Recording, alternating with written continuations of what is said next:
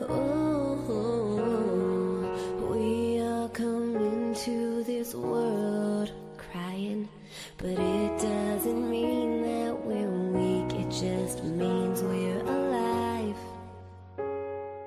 Yeah, we're alive. Oh, somewhere, somehow we all learn to hide it. Don't show the fire in your soul, just keep it inside. Yeah, keep it inside. Oh, hiding away in the darkness. Oh, but Hello. Welcome to this month's Fireside Chat, our conversation over at the SONA Foundation with our friends over at Backline. Getting tripped up on my words already. Here we go.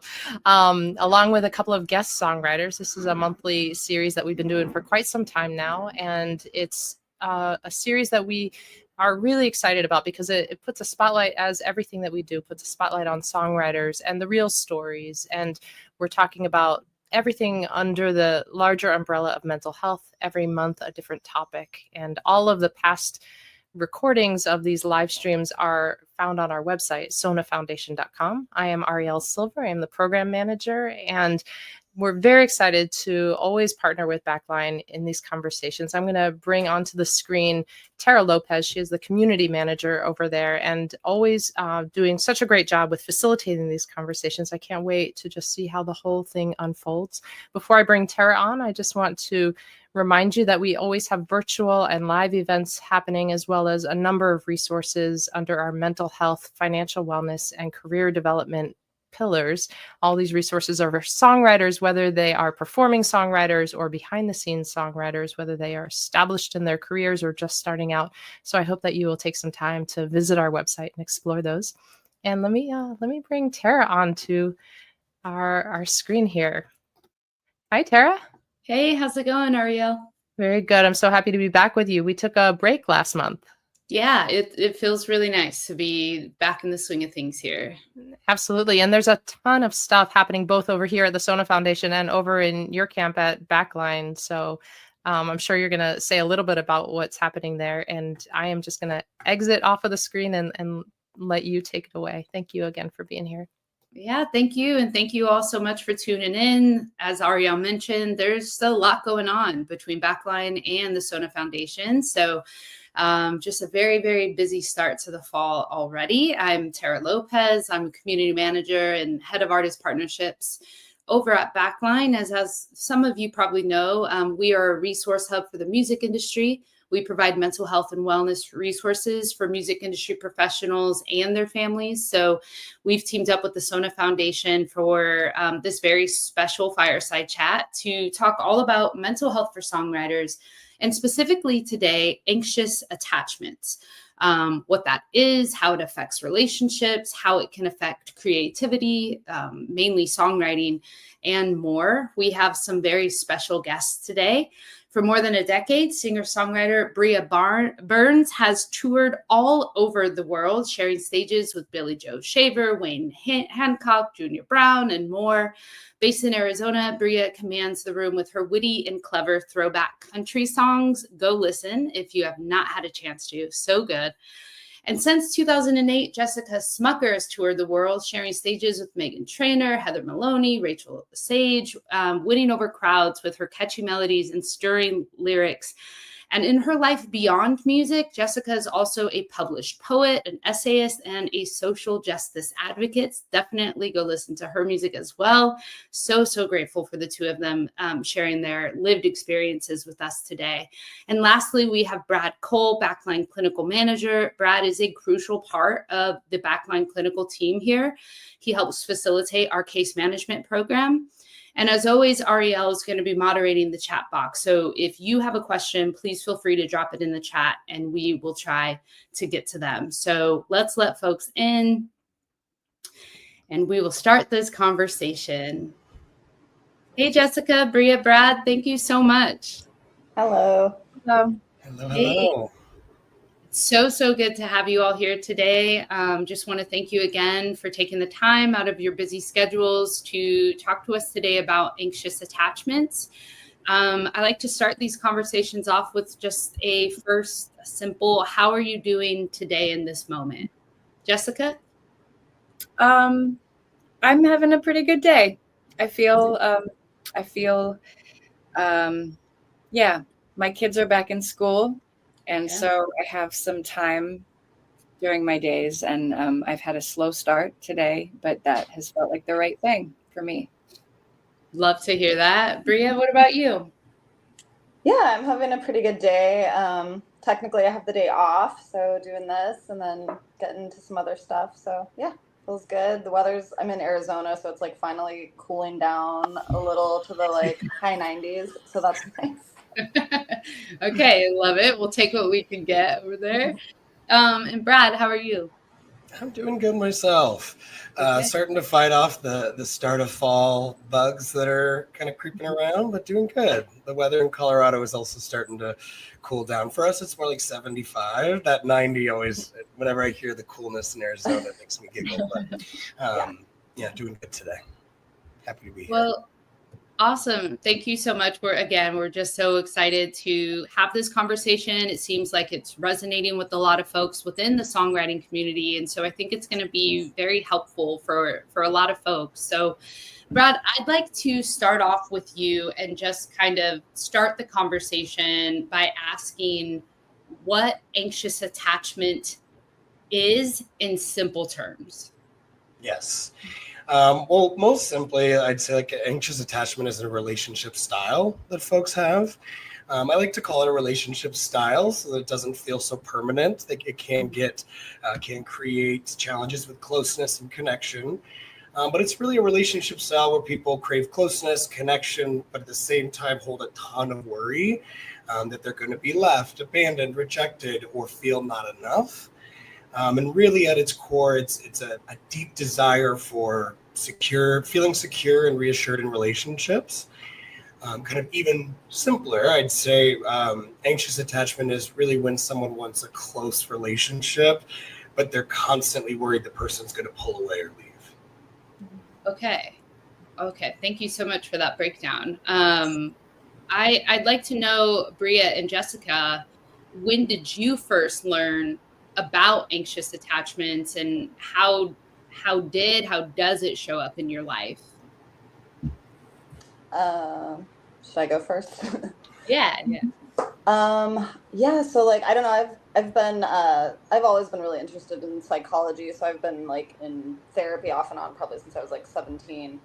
And I just started noticing patterns, and I never knew what it was. And I, started studying like codependency, and that was kind of the tip of, starting to understand it. But then probably like 5 or 6 years ago, I was in a relationship, and it was like, we would go into these roles, and it almost was like I was not myself in a weird way. And I can't remember what I Googled, but I Googled something just like going into roles or, relationship dynamics during fights or something like that. And that's how the attachment styles popped up. And when I started reading about it, especially like the anxious attachment, I was like, oh my God, this is exactly what I've been, struggling with. And it never really made sense to me until then. And so then from there, I just have done like some programs and workshops and just explored it within myself and learned tools. And it's been just like a really awesome journey that I'm still on, but I feel like it's just relieved so much and created so much space in my life and in my mind. And so, yeah. Wow. Jessica, what about you? When did you first kind of realize that,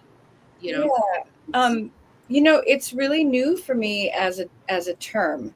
I've only really become aware of it as of the term anxious attachment in the last maybe 6 months. But there was just immediate recognition when I started reading about it. And actually it was interesting because it's something that started coming up in my Instagram feed.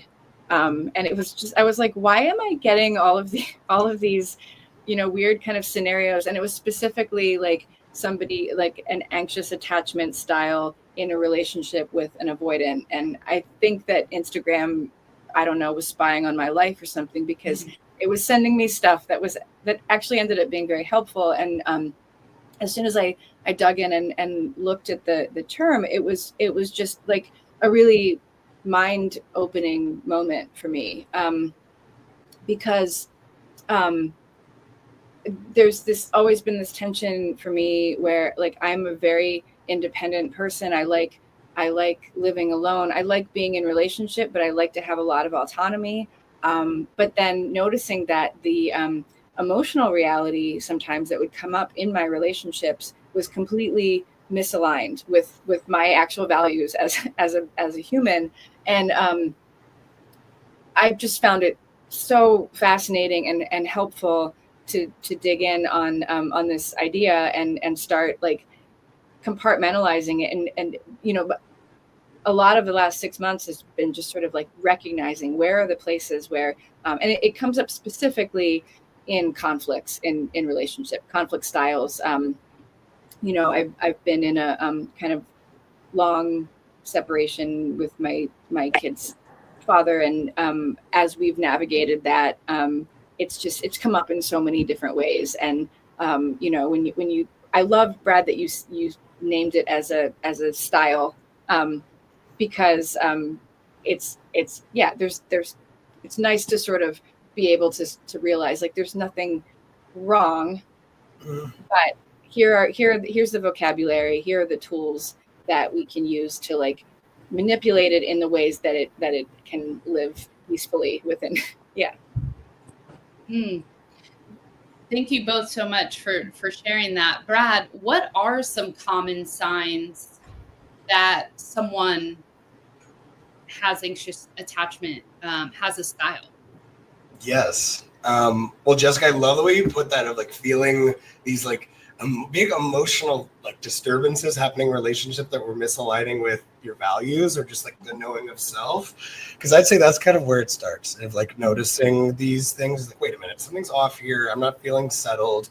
I like to kind of go through this and like, what are some core feelings that are similar, and then what are some like behavior and relational patterns that are common. Core feelings being fear of abandonment, hypervigilance around rejection, difficulty trusting, like when a relationship, either a love relationship, romantic, or a friendship, is feeling stable. Those would be some of those common core feelings. Some of the patterns that I'll see with folks with anxious attachment, one would be like believing or thinking that they're too much, they're not lovable enough, which can lead to people-pleasing tendencies, over-apologizing, going above and beyond more often than not, feeling afraid to share their ideas or their needs with others. It can also, anxious attachment can also leave folks feeling distance in their relationships, which can lead to them overanalyzing the words that someone said, overanalyzing texts, a silence, they're not texting back or calling back. And this kind of overzealousness or over pursuit can sometimes put strains on relationships. That would be kind of, I'd say, the more common feelings and patterns. And those core feelings that you mentioned, the fear of abandonment, the hypervigilance, do those start in childhood, or do they develop over time? So that's the funny thing about attachment is, well, not funny, I guess, but they develop these types of relationship styles. Anxious attachment develops in early childhood experiences. However, you notice them in your adult relationships often. That's when we start to get into adulthood. We're like, wait a minute, something's off here.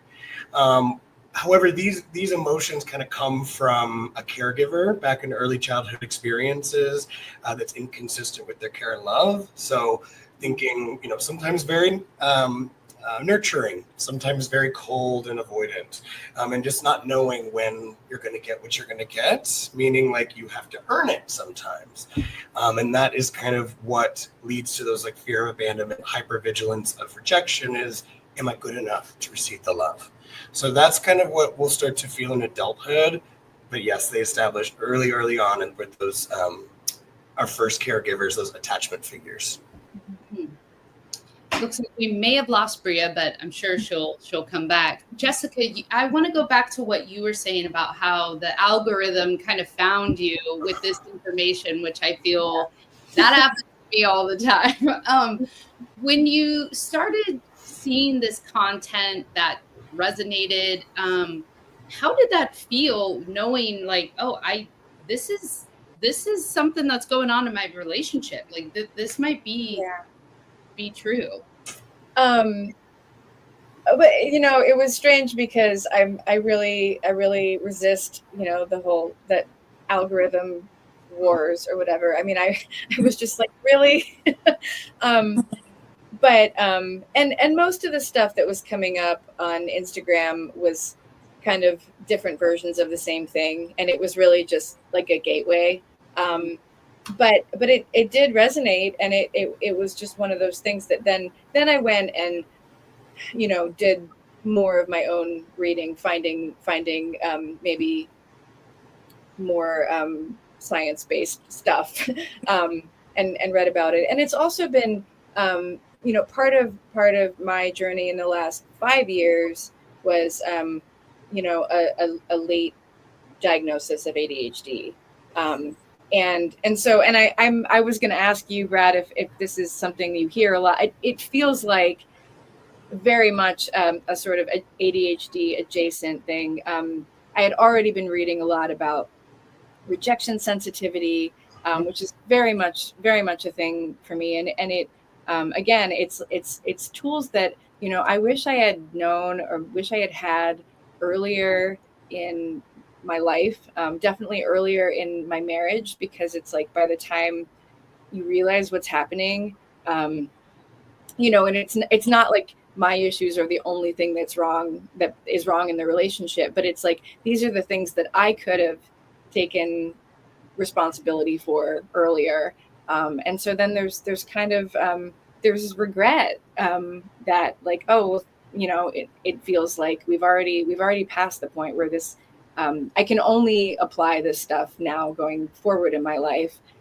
You can't always or usually apply new tools retroactively to preserve the relationships that have already been severed. If I can respond to that, I absolutely see the combo of that often: undiagnosed ADHD and anxious attachment. And a lot of that comes from like kind of what you were saying is like, if we knew this, we could have taken care of it and worked with our brain all these years. Instead, it's like all of this internalized ableism comes in. Something's wrong with you, not the system, not how you're being raised. Something's wrong with you. You're the one getting in trouble, going to the principal's office, or not being seen, feeling that rejection sensitivity so much you become so shy. And that's another thing in boys and girls, and it looks different. ADHD looks different, and in everybody, not just by gender, but just individually. And that's for me one of the reasons I never got diagnosed was that girls generally tend to mask, and so everything was happening inside. Outwardly, I was a model student. I was doing everything that everybody wanted me to do, and kind of over time, gradually kind of falling apart inside. So yeah. I'd like to ask, I mean, Jessica, you bring up rejection sensitivity, and Brea, I'd like to ask, how has being in the music industry, an industry that is so up and down and unstable and uncertain, and there's a ton of rejection on a daily basis working in this industry, how has that amplified those attachment tendencies? Brea?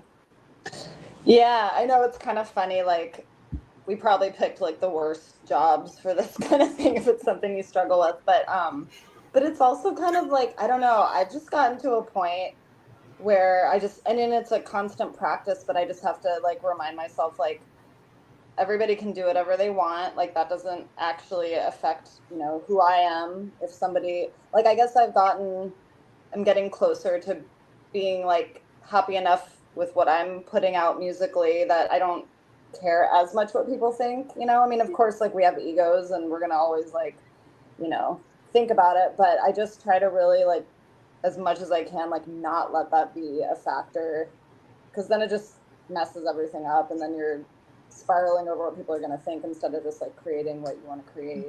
So I have a very strange dichotomy with this because I don't experience the the usual rejections of in the music industry or in my other writing. I started sending out poems for publication when I was in college, and it might be partly because I had a professor who really drilled it into us that you look forward to the rejection letters because it's part of the process. And I really internalized that very early, that like part of this business is rejection, and it's not personal, and it's not because I suck. It's because it's the nature of the business. There are more people than can be elevated, and so that part has always been okay for me.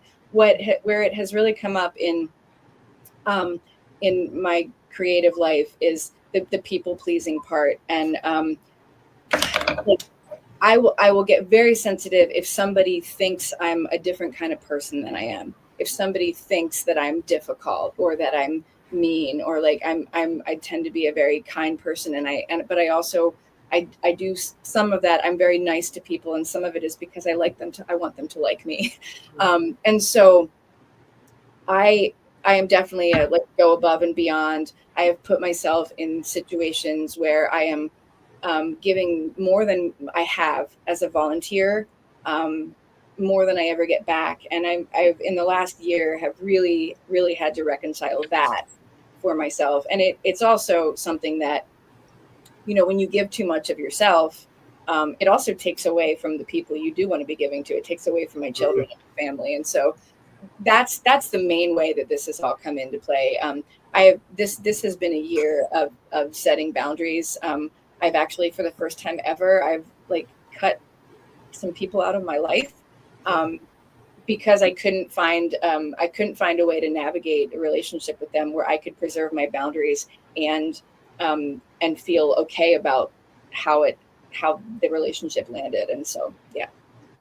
Wow, that's powerful. I mean, there's so much power in being able to say no.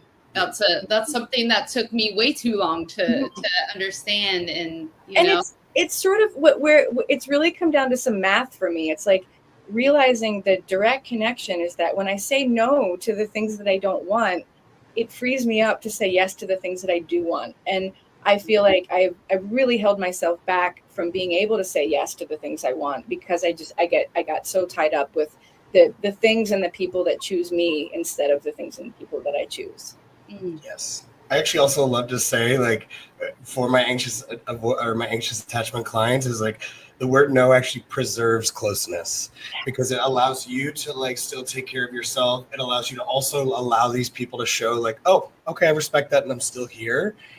And it prevents you from having that resentment that you then can feel so guilty and ashamed about because it gets in the way of closeness. So I'm really glad you brought that up. Yeah. Yeah, it like weeds out the people. Like if somebody's gonna really have a problem with you saying no, then there's your answer right there too. Mm-hmm. Yeah. Ooh, Yes. I wrote that down. That is so good. That's great. Brea and Jessica, how has anxious attachment, how has that influenced your songwriting? Have you found that to be any kind of component to your songwriting process or even the material itself? Yeah, so what's been interesting for me is I feel like the healthier I've gotten with this stuff, there's songs that I don't even know if I could write songs like that anymore because I feel like the more I realize I'm not a victim, like none of us are victims, we're all, kind of like participating, whether it appears one person's a victim and one's like the perpetrator or whatever. I feel like that's not really usually the case. So I don't know, there's just like songs now I find myself writing like a little bit lighter, sillier kind of stuff, or writing from someone else's perspective.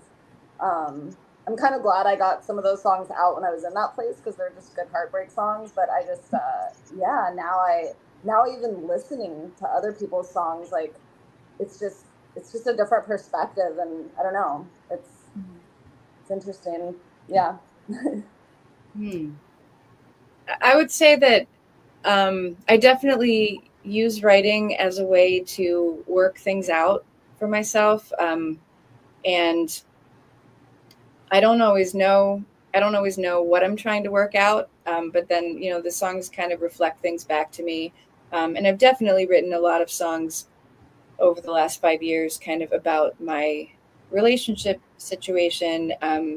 And I would say that I'm always kind of writing towards where I want to be, and pulling out a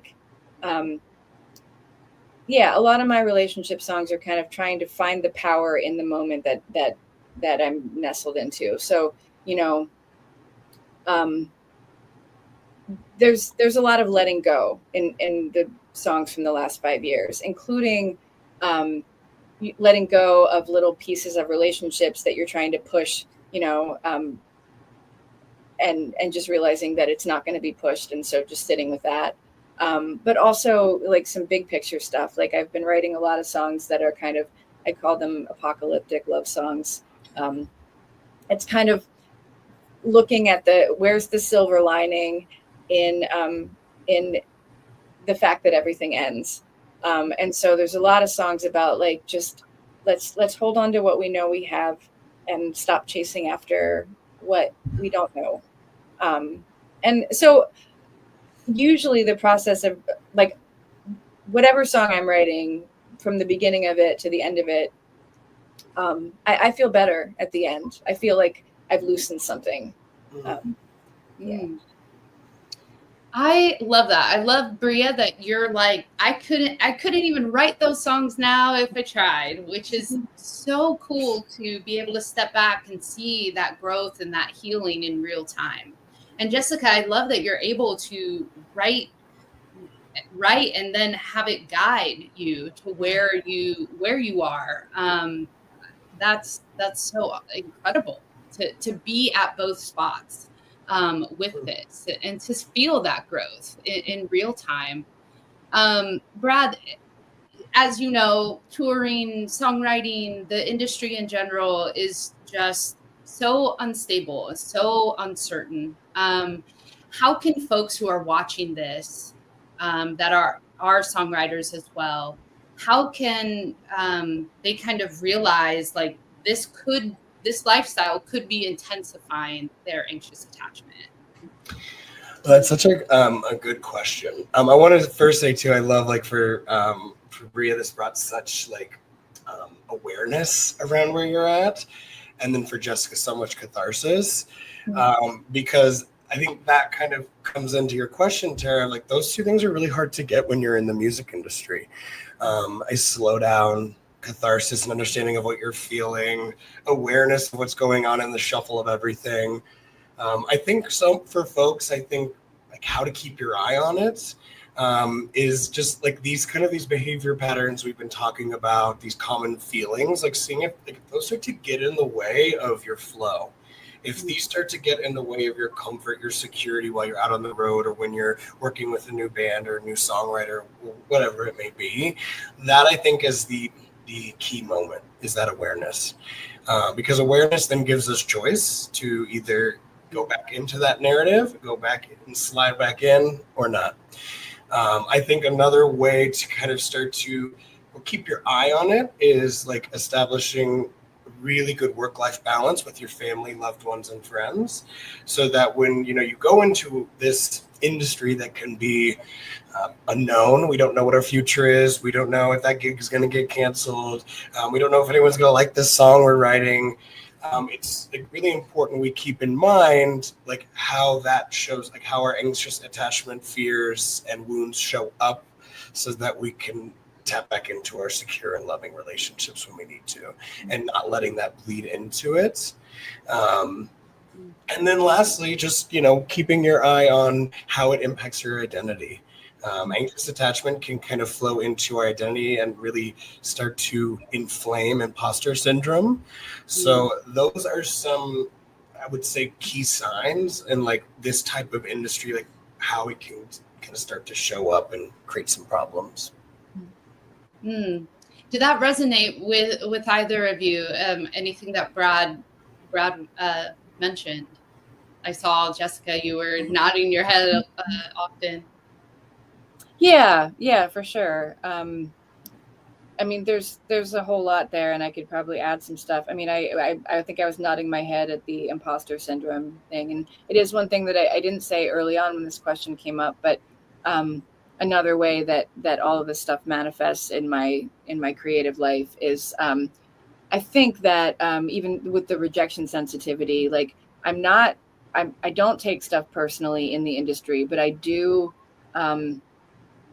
If there's something that if I have to directly compete, if I have to put myself in a position where I'm like really, really actively competing, I'll just hang back. Like I won't do it. So like when the difference is like I'll enter a contest and I'll go and I'll do all of that. That's fine. It's when I'm like overlapping with somebody, like let's say it's a friend that like a music industry friend that I'm competing with the same thing for. And maybe they're not handling it very kindly towards me. I'll just back off. I'll let other people be, and that I'd love to hear you talk about more actually, Brad, about like the connection between, as you see it, between imposter syndrome and all of this stuff, because it was just sort of a passing mention, and I feel like it's related, but I don't really know how to articulate it. Yeah, well, when we can be so afraid of rejection, we're exhausted on the road, we're exhausted in our creative process. Like it just is like it's a prime like field or breeding ground for our shame to come in. Like when we're feeling like we're starting to like, who our producer is not texting us back. Our manager hasn't said something in a month or isn't getting back to us when we need them to. That can just create such mental strain that those, like I said, it can be like a breeding ground for all of those negative self-beliefs about self. And then if we're out for writing and that's where we're at, oh my gosh, that's just going to come in and is anyone even going to like this? Am I even an artist? Should I even keep doing this? That's where that can just start to like really inflame that. And it's exhausting enough to like sit down and like make sure that we're cleared and we've had our routines and we've done our practices to make sure we're feeling creative. And if we're like noticing like, wait a minute, they didn't text me back. And we're like starting to like lean into that, the fear of abandonment, the hypersensitivity around rejection comes in. It just leaves us so depleted. Well, and I'm so glad I asked that question, because that's exactly what I think that for me that comes through in like, I have friends who just like get more opportunities because they're pesky and they're willing to be annoying. And I admire it because it's sometimes it's what you have to do to get the opportunities. And that's a part for me where it's like, I always like believe in what I'm doing, but I think I don't always believe that it's for everybody. And if I get the tiniest hint of like, oh, I sent somebody an email and they didn't get back to me, I'm not sending that follow-up email. And that follow-up email is how you get the gig, and so I do feel like I rule myself out of that because I don't want to bug anybody. I don't want them to think that I'm a pest. I don't, and that resonates a lot. Yeah. Mm-hmm. And then the guilt can come in after that decision of like, wait, you should have, and now you didn't, and now you're not good enough. See, could keep the balls rolling there. Mm-hmm. It's such a balance because we want it to feel like we're not forcing it, but then people get busy and like I've for the past couple of years, I've helped a friend of mine that owns a music venue. I help with her booking. And then that's really helped me. Like there's good emails we get that we just haven't returned yet and people will follow up. And then we're like, oh yeah, let me, and so sometimes people are literally just busy and it's not even like, but I totally have been through that and still go through that where I'm like, oh, they didn't respond. They must think I suck or like whatever. And it's just like usually not the case. And then it gets to the point I try to take it even further and be like, even if they do think I suck, do I think I suck? I don't. And so who cares? Like they can do whatever they want. They can think whatever they want. But yeah, it's such a balancing act of just keeping it all. Mm-hmm. And then it's exhausting. It's emotionally exhausting to do all of the balancing work. So even if you're managing that part successfully, I mean, I just get tired. I go through, I mean, last year, I realized in November of last year that I hadn't calendared out my year this year. And I hadn't done all the things that I usually do to like set up tours and all that. And it was like, I just went through months of like, I don't even have energy to send any emails. And it's had a huge impact on my year, which has been positive because I've had more time with my kids. It was also something that when I got tired like that, I realized it was something I needed to listen to. You know, not pushing myself when I feel worn out by this stuff, but just like understanding that sometimes I'm going to need more time than other people do to process things. And like, if I'm not sending out booking emails for 6 months, it's because there's some part of me that doesn't want to do it right now, that has to focus on other things. And that's been kind of a leap of faith in, because I think part of it too is that I always feel like I have to be hustling all the time, because if I don't, everyone will forget about me and I won't have a place in this business. And then, you know, I had a friend a couple months ago just be like, you know what, like, if you don't want to play any shows for a year, for 2 years, like, you have this body of songs, you're in this community, you're here, and whenever you want to come back, you can. And there's something about leaning into that is really, really defying the rejection sensitivity. It's trying to convince myself that like, this is here for me. This is a part of me, and it doesn't have to control me. I get to be in charge of when I want it and how I want it. Totally. And like, I also think just like being aware of like, is it my ego like making me feel bad that I should be hustling, you know, and then that whole balance of like going inside your body and really feeling what's real as opposed to just what we think we should be doing. Yes. So powerful to be able to come to that conclusion with yourself, because, you know, as artists, this industry is go, go, go. And we talk about that a lot in these conversations of the stress and the pressure and the expectations that we either put on ourselves or others put on us. But it's so how powerful to be able to realize I can step away and take care of myself and listen to myself, and I can then come back. Like, there's always, you know, it's not either or. That's life changing, really. And the consequences of not doing that it's so much worse to just try to push through and not take care of yourself than the consequences of like, you know, maybe I'm missing some opportunities this year. You know, okay. Yeah. Able to take care of yourself though and avoid that like burnout on your craft. Now that is some grief, that when you get to a burnout of like your creation, your craft, it could be so devastating. And in that, I was hearing for both of you, just like the power of choice is so important. And that's what awareness can give you. Brea, I'm so excited you're there. You're like getting there where you're like, I'm going to choose to not think of it this way. And Jessica, same here with you, is getting there with like reminders that like, wait, I can take a year off. I can take 2 years off. Power of choice is something that is also so healing for folks with anxious attachment or fear of abandonment, fear of rejection. It's both and. I'm afraid and I can make my choice. And then when you do those like really scary things and then you see that your world doesn't collapse and that you're fine, then you build up that muscle to do even more of a risk and more. And then you get closer to just being normal, I guess, whatever normal means. And I think the whole thing about choice, and this is where, you know, back to what I was saying about like, sometimes the emotions don't align with my values. Like I'm such an advocate of personal choice in everything, like relationships being completely reciprocal. And it's been hard for me to get there, but also, you know, having a few moments earlier this year where of realizing that like, I am not letting the people in my life have their personal choice. Like I'm so scared that they're not going to be there if I don't set everything up, if I don't control everything, the outcome of everything. And that was a really hard moment for me, because it was not just seeing it in like the relationship I was in at the time, but it was seeing it go all the way back. And it was like, oh no, like this is hypocritical of me. This is like, I'm one of those people that thinks I get personal choice and nobody else does. Like, that's terrible.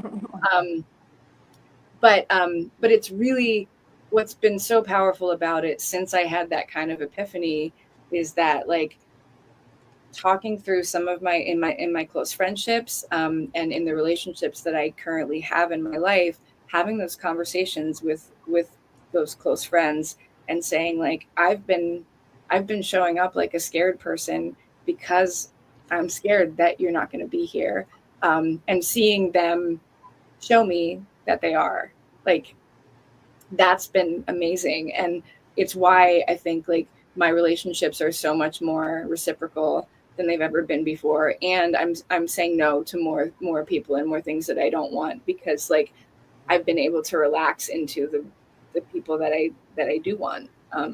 Like, yeah. That's incredible to be able to have that vulnerability with the people closest to you and letting them know, like, this is why I am showing up this way. This is how I'm feeling. And then for you to see that they are there for you through that. That's truly transformative. That's a transformative moment right there. No, it's great. And not all of them are there either. Right. And there are people that I'm like, I couldn't even have the conversation with, that I just knew, like, okay, me coming to this realization is probably going to phase out this friendship, because I've always been the one who does everything. And when I stopped doing that, but there have been a few surprises too. There have been a few people that I've always been the one to make all the gestures, and I stopped doing it, and they started coming to me. And that was so reassuring. Because then that creates the space for them to do that. I've totally, like, noticed and been on that journey too. And it's, like, beautiful when, like, when you are a little bit vulnerable, everybody feels that way, and then they let their guard down, and then now suddenly there's this actual connection. It's awesome. It's magical. Mm-hmm. But it's so simple. Like, we don't realize how simple it actually all is. Yeah. It's when you're vulnerable, you then give others around you permission to be the same. And that's truly where those connections either form, or, as Jessica said, they dissolve. But it's either way, it's great to know where that all stands. I'd like to ask Jessica, Brea, what practices or tools do y'all practice in your day-to-day to help regulate when your attachment anxieties show up? Jessica, do you want to answer first? I can. I don't know. I don't really have any. I mean, I would say I've been moving more slowly. I've been trying to take my time. I know with my family situation with my husband, we were in a cycle of, like, of really bad escalations for a long time. And, I had to sort of, like, get slower and slower intentionally in how I initiate conversations, how I respond to things that come up. And I can't really track it. I don't really know what the process has been, except just trying to slow down. And that's been effective. I mean, I feel like whatever I'm doing is working to an extent, but it's not like I don't consistently, like, do yoga, or, I mean, I don't even consistently write every day. Like, I try to, but I do think there's a lot about how I wake up in the morning. I sort of ask myself what I need for the day, and I move at the pace that I need to move at. And sometimes that's really, really unproductive. With through what lens, though? Slowing down, I feel. Slowing down, I think, is probably the best thing you can do in those moments. Mm-hmm. Brea, how about you?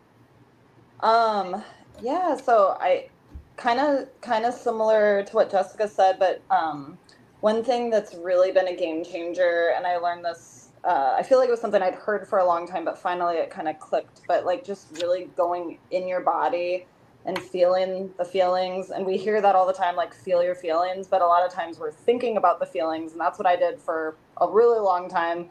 But literally, like, going in the body and concentrating on where the tension is, and just being with that feeling and just experiencing it, and, like, it starts to dissipate when you just sit with it.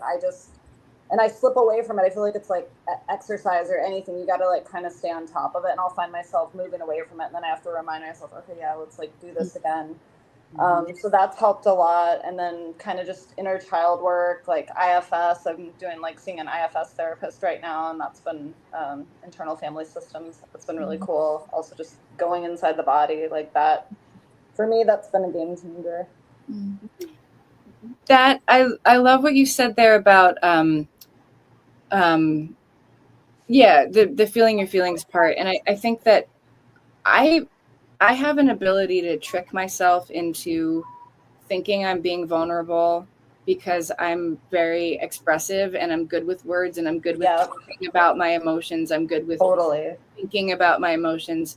But one of the really major shifts that has happened for me in the last 3 months is that I realized how much I was trying to escape from my feelings. I was trying to escape from my life.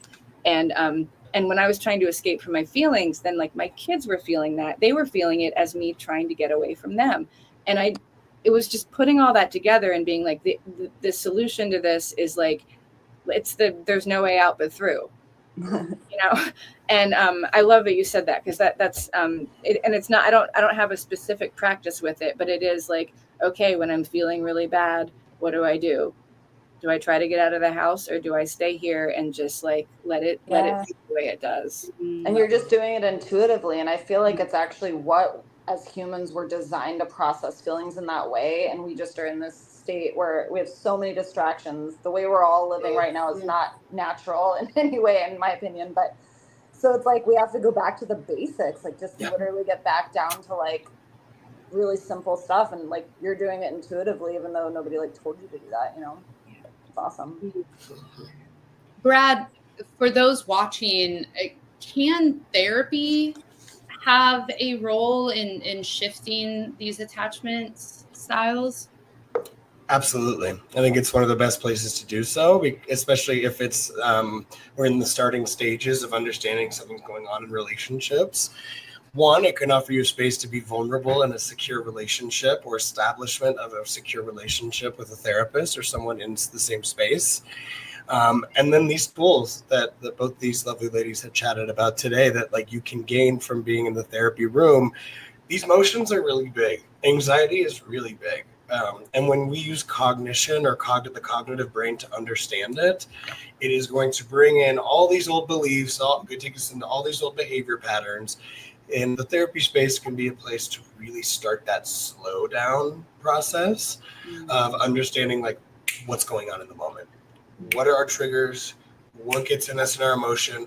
What allows us to kind of be in our body so that we can let the emotion pass and then make meaning, not have our cognitive brain feel and make meaning right away.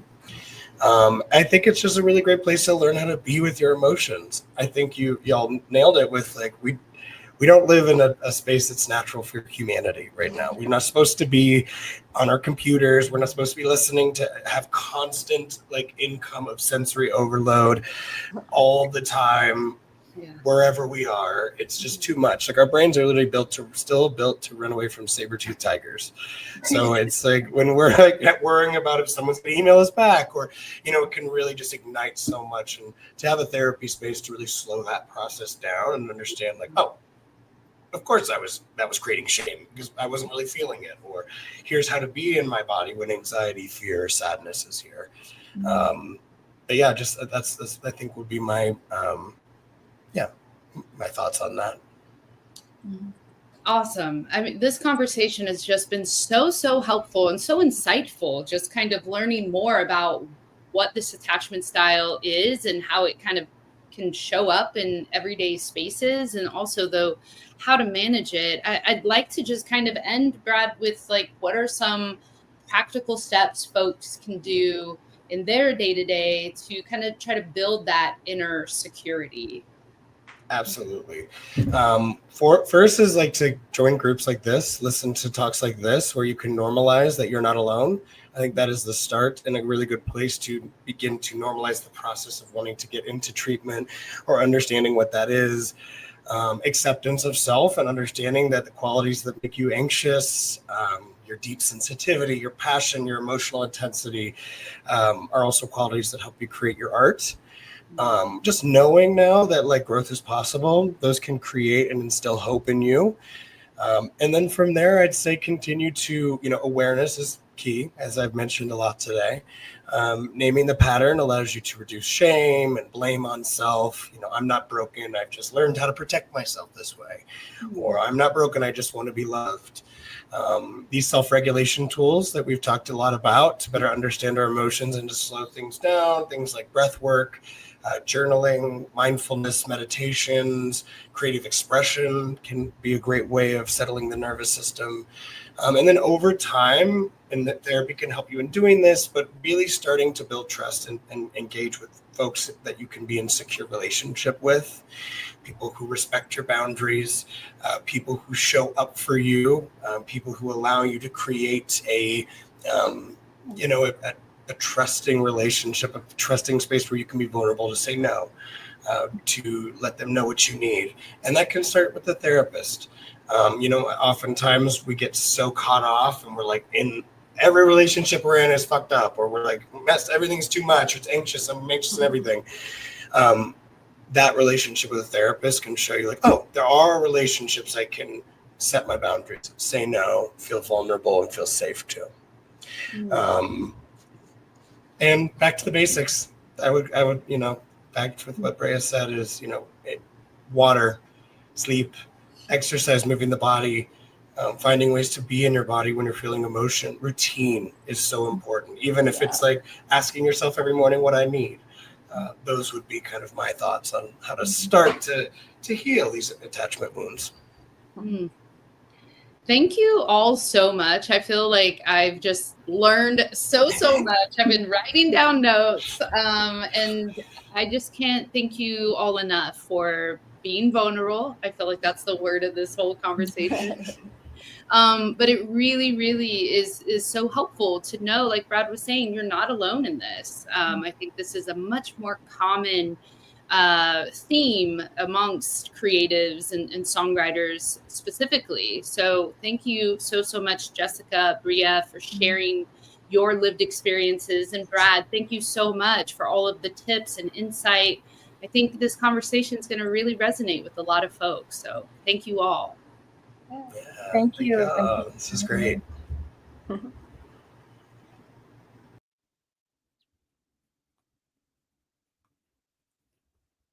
Hey, Hi, Ariel. Tara. Hey. Wow, that was great. Yeah, I learned so much. A lot of what they were saying and describing their day to day, a lot of it I resonate with personally. So it's just, I feel like I always learn so much from these conversations. And it is just really nice to know that you're not alone in those feelings. Yeah, I would say I totally agree. And when you just said, learning that you're not alone in those feelings, I also thought, learning that you're not alone in those feelings and also in this journey of trying to, do that self-inquiry, that examination, looking to our past and seeing repeated patterns and not just succumbing to them and saying, okay, well, this is how I am and this is how I will always be, but to go deeper into the layers of not just having feelings, but feeling the feelings, as Brea said, acknowledging them, allowing that information to help guide us in some ways, to say, okay, there's some material here that bears examining, and this pattern that you've been repeating, well, maybe that's not working out so well. Maybe on the outside it looks like it's working out fine, maybe or maybe not, but either way it bears examining, because I think you could do it a little better. It's like not being alone in that feeling as well, that we can do it a little bit better. And and what does that take? How can we not turn a blind eye to our own selves, but allow ourselves to look clearly at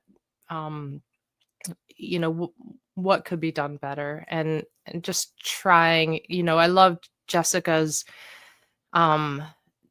patience with herself, just saying, she said right at the top of the call, oh, I got started a little bit slowly today. And that feels great. Like that feels appropriate to what I needed today. And then later on in the conversation, she said, I basically do that every day. Like I ask myself, what does this day need of me? What do I need of this day? And how can I approach my conversations, my relationships, my work, all of that with this self-awareness that is not a selfish centering, but I heard recently someone use the term selfness versus selfish, and I really love that idea of having an awareness of the selfness in and among all of the barrage of everything else that's happening. I mean, it sounds like such a radical notion or radical thought, but it shouldn't be. And I love that we're starting to hear more and more people open up about, slowing down and not getting into that rat race mentality that we're so accustomed to. I think it was just really powerful to hear someone say, like, no, I'm setting the boundary and I'm really going to listen to myself and to my body and to what I need. Yeah. And that's not a message that we got when we entered this industry, this music industry. There was at least for me, I heard over and over again, you've got to be tenacious. You've got to, that word hustle. And I know that you and I have both kind of taken breaks. We've kind of stepped away from that because we realized it was unsustainable and that we are not just we're not just here to be tenacious in our music career. The music is the music comes from a well that's within us, and we need to replenish that well. We can't constantly be tapping it out. Right. Yeah, absolutely. I mean, I think for me, stopping and stopping from touring or playing a show for a full year was the best thing that I could have done for my sanity, for my health, for myself as an artist. It really revived a lot for me now, a year later. But during that time, it can be very, very scary to do so because, like you said, we're so trained and conditioned to continue despite anything and everything. And I think it's, just really important to continue to have conversations that normalize. We're not machines. We're humans who create from that well. And if it's not replenished, there won't be much to share. So I think I just love these conversations. They're very grounding. Yeah, absolutely. Music is, I can't say anything definitive. I haven't done a global study of all the species, but it feels uniquely human. It feels like an essential element of humanness to be able to express the world, the inner world and the outer world in the arts and in music. And we live in a society that is focused on consumerism and productivity and capitalism and the bottom line and all that stuff. And that's a system, but that's not what being human is. And if we are to draw from our humanness to create music, then it makes sense that we have to step away or slow down or kind of like catch up with ourselves in that human way. Yeah, it's beautiful. Thank you for being such a great facilitator and for doing these conversations every month with us. Really, really, really great. Thank you, Tara. Thank you so much for having me. Yeah, I'll see you next time. All right. Bye. Well, here we are, and this episode was, or this session, I always call them episodes, but this session was pre-recorded because there are so many wonderful events happening right now around the SONA Foundation and Backline, and we needed to kind of record this conversation ahead of time. So I'm watching with you. If you have been watching this as it airs live on the third Thursday of the month, as we always do, then I am watching with you. And I hope that you've added your thoughts to the chat. And if you're watching on the replay, Please do also share your thoughts in the chat and join us every third Thursday of the month for the next Fireside Chat, and hope to see you soon.